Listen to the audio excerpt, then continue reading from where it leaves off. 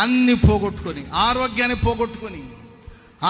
పోగొట్టుకొని, తండ్రిని పోగొట్టుకొని, తాతను పోగొట్టుకొని, ఒకప్పుడు వైభవంగా బ్రతికి, ఒకప్పుడు ఘనంగా బ్రతికి, ఘనహీనంగా ఎక్కడో చీకట్లో ఎవరినో ఆశ్రయించి, ఎక్కడో తలదాచుకొని అనుక్షణం భయంతో, వణుకుతో బ్రతుకుతున్నాడు. అనుక్షణం కలవరాల మధ్యలో బ్రతుకుతున్నాడు మెఫీబోషెతు. కానీ దావీదు దయ అతని మీదకి వచ్చిందండి. ఆ చీకటి నుండి వెలుపలకు రప్పించారు. పోగొట్టుకున్న వాటన్నిటినీ తిరిగి ఇవ్వడమే కాకుండా, నీవు బ్రతుకు దినములన్నిట నీవు నా బల్ల దగ్గర కూర్చొని భోంచేయాలి. ఆమెను చెప్పండి అందరూ గట్టిగా.